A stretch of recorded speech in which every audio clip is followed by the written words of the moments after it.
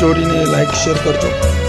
सोनपुर नामक गांव में दीपक अपनी पत्नी काजल और अपने बेटे विशाल के साथ एक छोटे से घर में रहता था. दीपक पेशे से किसान था जो अपने 5 बीघा खेत में खेती करके अपना गुजारा किया करता था. अजी, आज आप जल्दी खेत पर चले जाइए. आज आपको खेत में सब्जी पर दवाई भी मारनी है. वह क्या है ना, गर्मी भी बहुत ज्यादा बढ़ रही है. आप ज्यादा दोपहर में काम करेंगे तो आप बीमार पड़ जाएंगे. अगर आप जल्दी काम पर जाएंगे तो घर भी जल्दी ही लौट आएंगे. हाँ काजल, तुम बिल्कुल ठीक कह रही हो. आज गर्मी इतनी ज्यादा बढ़ रही है कि धूप में काम करने का मन ही नहीं कर रहा है. धूप में काम करना बहुत मुश्किल हो जाता है. दोपहर में काम करके ऐसा लगता है कि शरीर में जान ही नहीं है. और अभी तक बारिश भी नहीं आई. मैं सब्जी की खेती के लिए पानी कहाँ से लाऊंगा? इस तरह से तो हमारी सारी सब्जी सूख जाएगी.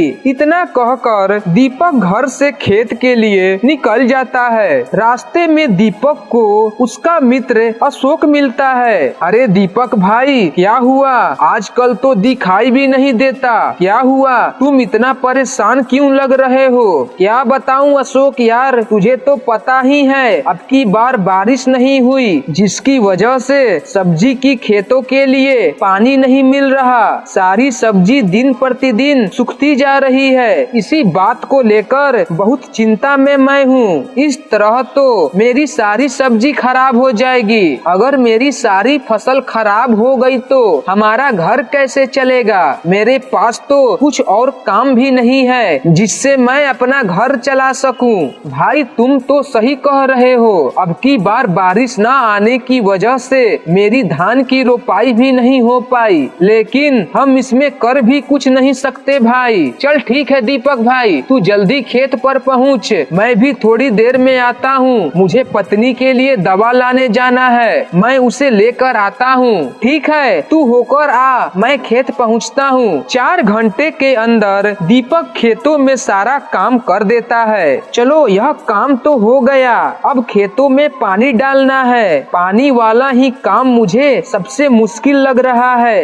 एक काम करता हूँ, अपने खेत के आसपास कोई तालाब देखता हूँ. क्या पता हमारे खेत के आसपास कोई तालाब मिल जाए. दीपक अपने खेत के आसपास तालाब को तलाशने लगता है.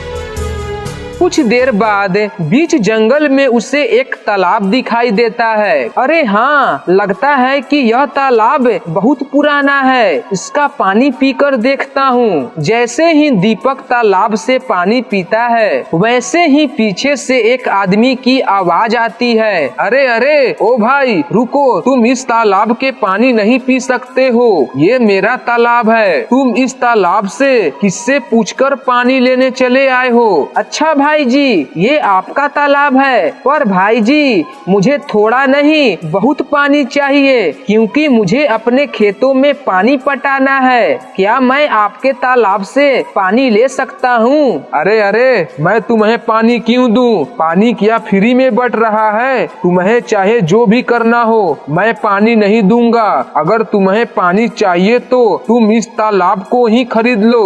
अरे भाई, लेकिन मैं इस तालाब का क्या करूंगा? मुझे तो बस 2 दिन के लिए ही तालाब चाहिए. आप मुझसे अपने तालाब का भाड़े ले लो. मैं तुम्हें इसके पैसे दे दूंगा, जितने भी हो.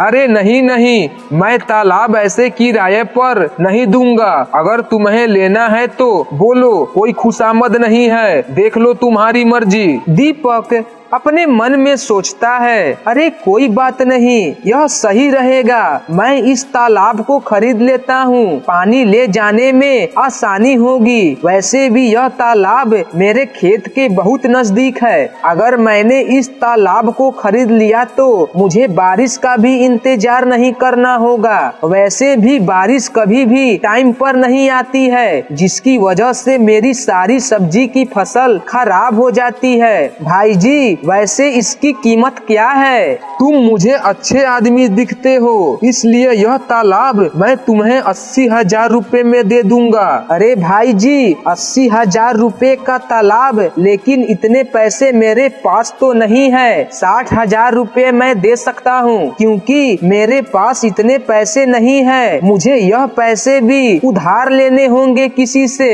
अच्छा, मैं तुम्हें 60,000 रुपए में यह तालाब देने के लिए राजी हूँ। कब दोगे मेरे 60,000 रुपए भाई? भाई, तुम मुझे 5 दिन का समय दो, मैं छठा दिन तुमसे यह तालाब खरीद लूंगा। फिर दीपक अपने घर चला जाता है और अपनी पत्नी से कहता है, अजी 60,000 रुपए का तालाब, इतना महंगा तालाब, इतने में तो कोई व्यापार कर सकते हैं, और आप इतने पैसे कहाँ से लाएंगे? हमारे पास तो इतने पैसे भी नहीं है। अरे काजल, मुझे कुछ काम भी नहीं आता सिवाय खेती के।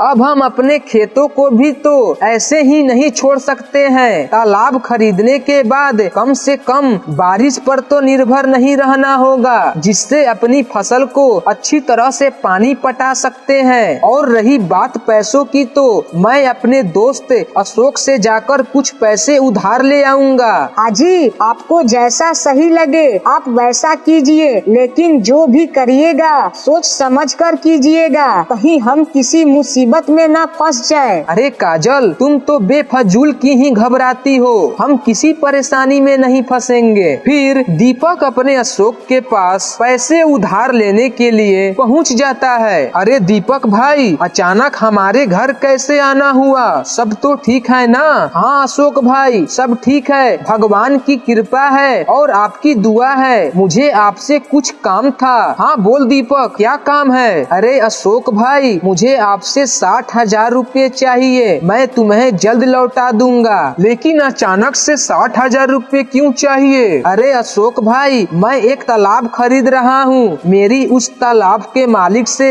60,000 रुपए में बात हो गई है। मैं उस तालाब से अपने खेत में आसानी से सिंचाई और सब्जी में पानी पटा सकता हूँ। अरे भाई, ये तो बात सही है, लेकिन 60,000 रुपए का तालाब तो महंगा है। देख लो भाई। अशोक भाई, महंगा तो है, लेकिन वह हमारे खेत के पास में ही है और मुझे उस तालाब से सिंचाई करने में ज्यादा मेहनत नहीं करनी होगी। वैसे मेरा काम बहुत आसान हो जाएगा। ठीक है भाई, मैं तुम्हें अभी पैसा दे देता हूँ। दीपक अशोक से पैसा लेता है। अगले ही दिन वह तालाब के मालिक के पास पहुंच जाता है। तुम तो एक दिन में ही तालाब खरीदने आ गए। मैं तो सोच रहा था कि इस तालाब को खरीदोगे ही नहीं, तुम तो टाइम से पहले ही आ गए। हाँ भाई, मुझे तालाब की बहुत जरूरत है, क्योंकि यह तालाब मेरे खेतों के काफी नजदीक है, इसलिए यह तालाब जल्दी से जल्दी ही मुझे चाहिए। दीपक तालाब के मालिक को पैसे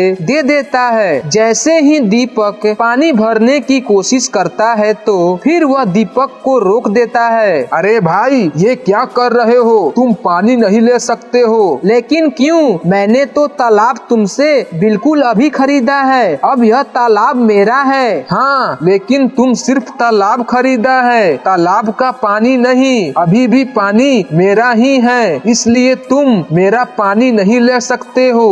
यह तो आपकी गलत बात है। मैंने तालाब खरीदा तो पानी भी मेरा ही हुआ ना। कुछ गलत बात नहीं है। अगर तुझे पानी चाहिए तो पानी खरीद ले। पानी को खरीदने के लिए 10,000 रुपए और देने होंगे। हे भगवान, मैं कहाँ फंस गया? अब मैं क्या करूँ? दीपक पूरी तरह फंस जाता है। वह इंसाफ के लिए अपने गांव के पुलिस स्टेशन पर जाता है। क्या हुआ दीपक, बोलो। दरोगा जी, मुझे इंसाफ दिला दो, मुझे इंसाफ चाहिए। अरे आखिर बात क्या है? पूरा मामला तो बताओ, मैं तुम्हारी बात समझ नहीं पा रहा हूँ। दरोगा जी, मैं बताता हूँ। दीपक ने मुझसे तालाब खरीदा है। यह मेरा पानी क्यों ले रहा है? इसका तो बस तालाब ही है, पानी तो मेरा ही है। बात तो बिल्कुल ठीक है, तुमने तो तालाब खरीदा था, फिर पानी क्यों मांग रहे हो? पानी तो अभी भी इस कन्हैया का ही है। हाँ दरोगा दरोगा जी, वही तो मैं भी इसे समझा रहा हूँ, यह मेरी बात मान ही नहीं रहा है। अरे दीपक, तुम लोगों को कब से ठगने लगे? तुमने तो तालाब खरीदा था, तुम इसलिए उसका पानी इस्तेमाल नहीं कर सकते हो। दरोगा भी दीपक की मदद नहीं करता है। निराश होकर दीपक अपने दोस्त के घर पहुंचता है और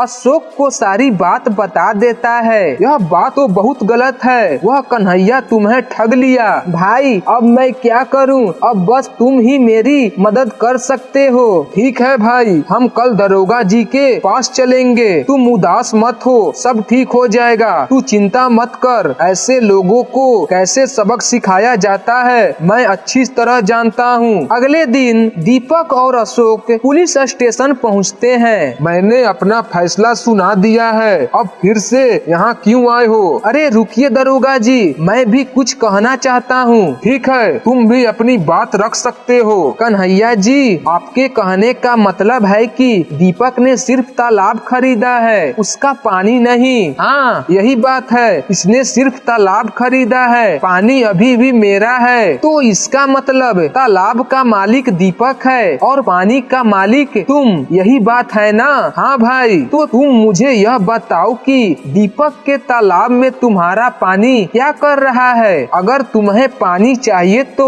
तालाब से पानी निकाल लो और दीपक को तालाब दे दो। इसमें दीपक की तो कोई गलती नहीं है। तुम सही कह रहे हो अशोक, ये तो मैंने सोचा ही नहीं। मैंने दीपक को बिना सोचे समझे गलत साबित कर दिया। दरोगा जी, अगर कन्हैया का पानी दीपक के तालाब में है तो इसमें दीपक की कोई गलती नहीं है, वह अपना पानी निकाल सकता है। वह उसकी गलती है कि दीपक के तालाब में उसका पानी है। कन्हैया, तुम एक काम करो, तुम जल्द दीपक के तालाब से पानी निकाल लो। अब कन्हैया अपने ही जाल में फंस गया था। मुझे मेरा तालाब चाहिए, पानी तुम ही रख लो कन्हैया। कन्हैया को अपनी हार माननी पड़ी और दीपक को तालाब और पानी देना पड़ता है।